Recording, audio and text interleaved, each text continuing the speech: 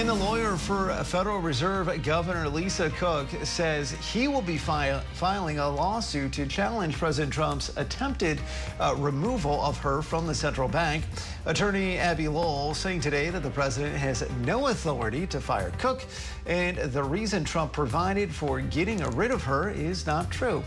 Yesterday, President Trump said he is firing Cook for mortgage fraud, giving him sufficient cause for dismissal. Cook has not been charged with any wrongdoing and said she will not step down and resume her duties.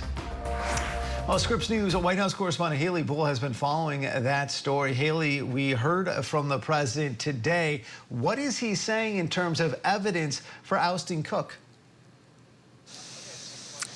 Well, Andrew, the president hasn't offered concrete evidence for what he alleges is mortgage fraud in his reasoning for removing Lisa Cook from the Federal Reserve Board of Governors. The move comes as he's publicly pressured the Federal Reserve to cut interest rates, but denies that the move is weaponizing government. In a letter posted to Truth Social announcing this, Trump accused Cook of mortgage fraud without providing evidence, citing a criminal referral from the director of the Federal Housing Financing Agency to the Attorney General.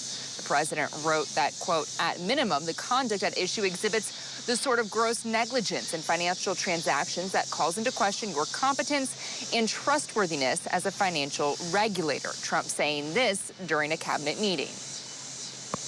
No, she seems to have had an infraction, and she can't have an infraction, especially that infraction, because she's in charge of, if you think about it, mortgages, and we need people that are 100% above board, and it doesn't seem like she was.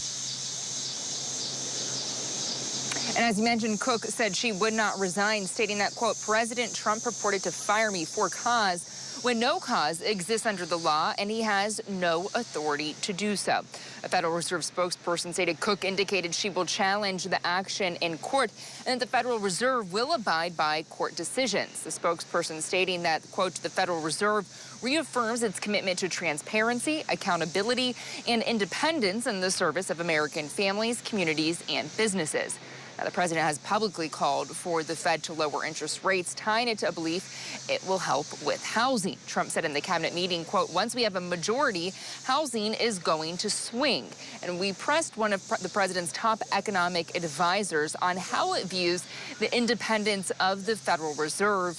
He said the administration believes that it should be independent, saying this. 100% the Federal Reserve should be an independent agency, entity. The president strongly believes in that, but he also believes that the Fed has made a series of very serious policy errors, first allowing inflation to get out of control, and then now not lowering interest rates when inflation is much more in control. And so he's got a policy difference with the Fed, and I think that this is exactly what a democracy is about, is having policy debates about what we should be doing. Well, I think that it's the duty of the Fed to do what they think is right, and I guess to the extent that one would be disappointed in their actions, you can sort of say that they haven't studied their errors and tried to correct them, and that disappoints, I think, all of us, especially the Americans that suffered from the high inflation. If the removal is upheld, should it move through the court system, it creates an additional spot for the president to make an appointment after a previous member resigned this summer ahead of Chair Powell's end of term May of next year, Andrew.